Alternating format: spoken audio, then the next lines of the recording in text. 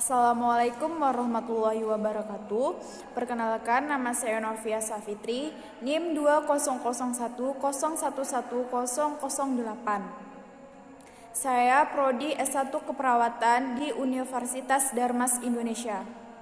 Di sini saya akan menjelaskan tentang teori dan falsafah keperawatan dosen pengampu Nurse Erma Erviana MCap yang berjudul Teori Janssen. Teori Janssen. Konsep dan teori keperawatan menurut Dorothy Janssen adalah dengan pendekatan sistem perilaku di mana individu dipandang sebagai sistem perilaku yang selalu ingin mencapai keseimbangan dan stabilitas baik di lingkungan internal maupun eksternal. Teori keperawatan Dorothy Janssen diukur dengan behavioral system theory, yaitu teori sistem perilaku. Janssen ini memfokuskan pada perilaku yang dipengaruhi oleh kehadiran aktual dan tidak langsung makhluk sosial lain yang telah ditunjukkan mempunyai signifikansi adaptif utama. Konsep perilaku yaitu merupakan sesuatu yang penting dan perlu dipahami secara baik. Hal ini disebabkan perilaku manusia terdapat di dalam setiap aspek kehidupan manusia.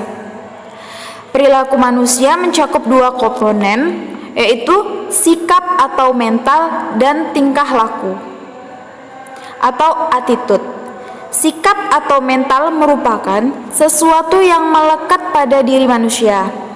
Mental diartikan sebagai reaksi manusia terhadap sesuatu keadaan atau peristiwa, sedangkan tingkah laku merupakan perbuatan tertentu dari manusia sebagai reaksi terhadap keadaan atau situasi yang dihadapi. 7 komponen subsistem menurut Dorothy Janssen. Yang pertama yaitu ketergantungan. Ketergantungan di sini merupakan bagian yang membentuk sistem perilaku dalam mendapatkan bantuan, kedamaian, keamanan, serta kepercayaan. Yang kedua yaitu igestif. Igestif ini yaitu berhubungan dengan bagaimana, kapan, cara, dan banyaknya makan dan minum sebagai suatu subsistem tingkah laku. Sumber dalam memelihara integritas serta mencapai kesenangan dan mencapai pengakuan dari lingkungan. Subsistem ingestif berhubungan ke perilaku mengampung masukan dari makanan. Ini berhubungan ke sistem biologi. Yang ketiga yaitu eliminasi. Eliminasi adalah bentuk pengeluaran segala sesuatu dari sampah atau barang yang tidak berguna secara biologis, atau dapat dikatakan bahwa eliminasi mengeluarkan produk-produk sisa biologis dalam sistem. Subsistem eliminasi berhubungan ke perilaku mengampung ekskresi dari sisa buangan dari tubuh. Yang keempat yaitu seksual. Seksual digunakan dalam pemenuhan kebutuhan mencintai dan dicintai. Maka, hilang dan terpenuhnya kebutuhan ini juga akan memberikan pengaruh yang cukup besar dalam proses keperawatan. Seksual menciptakan dan memuaskan perasaan tertarik dan mengasihi orang lain. Subsistem seksual mencerminkan tingkah laku berhubungan ke prokreasi. Yang kelima yaitu agresif. Ini merupakan bentuk mekanisme pertahanan diri atau pelindungan dari berbagai ancaman yang ada di lingkungan sekitar. Agresif melindungi diri dan orang lain dari benda-benda, orang, ide-ide yang memiliki potensi mengancam serta berfungsi sebagai mekanisme perlindungan diri. Subsistem agresif berhubungan ke perilaku pengaitan dengan perlindungan dan penyelamatan. Yang keenam yaitu gabungan dan tambahan.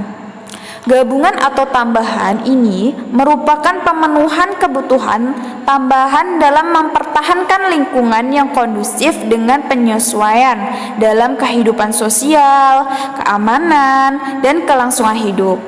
Tujuannya adalah mencapai inklusi sosial, kekerabatan, dan ikatan sosial yang kuat untuk amanah dan akhirnya untuk bertahan. Yang ketujuh yaitu mencapai atau pencapaian. Achievement merupakan tingkah pencapaian prestasi melalui keterampilan yang kreatif dan perilaku kehidupan seseorang. Pencapaian menguasai atau mengendalikan diri atau lingkungan melalui pencarian beberapa standar kesempurnaan seperti keterampilan fisik, sosial, dan kreatif. Asumsi-asumsi dalam teori tingkah laku yaitu seperti perawatan. Perawatan seperti yang dipandang oleh Johnson ini adalah tindakan eksternal untuk memberikan organisasi perilaku pasien ketika pasien dalam kondisi stres dengan memakai mekanisme pengaturan yang berkesan atau dengan penyediaan sumber daya. Yang kedua yaitu orang. Johnson memandang manusia sebagai sistem perilaku dengan pola, pengulangan, dan cara bersifat dengan maksud tertentu yang menghubungkan dirinya dengan lingkungan. Pola-pola respons spesifik manusia membentuk keseluruhan yang terorganisasi dan terintegrasi. Manusia adalah sistem dari bagian-bagian yang membutuhkan beberapa aturan dan pengaturan untuk menjaga keseimbangan.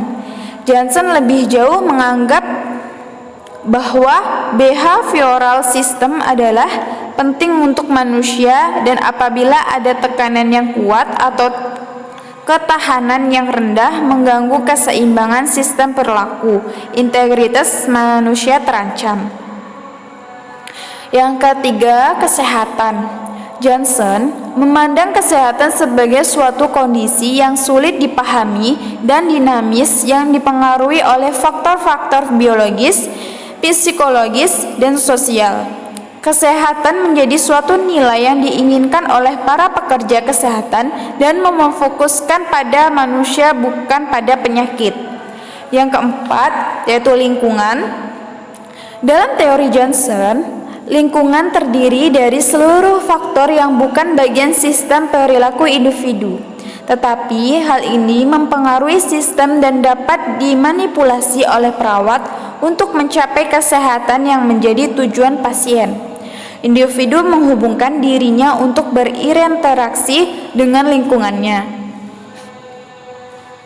Proses keperawatan menurut Johnson. Groups mengembangkan suatu alat penilaian berlandasan tujuan subsistem Johnson. Satu subsistem dia ditambahkan atau menyembuhkan yang difokuskan pada aktivitas sehari-hari. Aktivitas sehari-hari ini meliputi area seperti pola dasar sisa, kebersihan, dan reaksi. Satu diagnosa dapat dibuat berhubungan dengan ketidakcukupan atau bertentangan pada suatu subsistem atau di antara subsistem.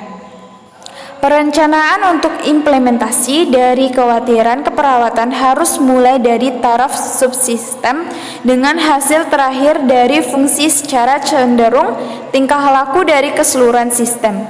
Implementasi oleh perawat kepada kalian merupakan suatu kekuatan eksternal untuk memanipulasi dan subsistem kembali status dari equilibrium. Evaluasi hasil dari implementasi ini kemungkinan siap jika posisi seimbang yang telah didefinisikan selama tahap pencernaan yang terjadi sebelum implementasi. Dorothy Johnson meyakinkan bahwa asuhan keperawatan dilakukan untuk membantu individu memfasilitas tingkah laku yang efektif dan efisien untuk mencegah timbulnya penyakit. Manusia adalah makhluk yang utuh dan terdiri dari dua sistem, yaitu sistem biologi dan tingkah laku tertentu. Lingkungan termasuk masyarakat adalah sistem eksternal yang berpengaruh terhadap perilaku seseorang. Seseorang dikatakan sehat jika mampu berespon adaptif baik fisik, mental, emosi, dan sosial terhadap lingkungan internal dan eksternal dengan harapan dapat memelihara kesehatannya. Asuhan keperawatan dilakukan membantu keseimbangan individu, terutama coping atau cara memecah masalah yang dilakukan ketika ia sakit. Menurut Johnson, ada 4 tujuan asuhan keperawatan kepada individu, yaitu agar tingkah laku sesuai dengan tuntutan dan harapan masyarakat, mampu beradaptasi terhadap perubahan fungsi tubuhnya, bermanfaat bagi dirinya dan orang lain, atau produktif serta mampu mengatasi masalah kesehatan yang dialami. Baiklah, itu yang bisa saya sampaikan dan saya jelaskan. Bila ada kesalahan atau janggalnya, mohon dimaafkan. Wassalamualaikum warahmatullahi wabarakatuh.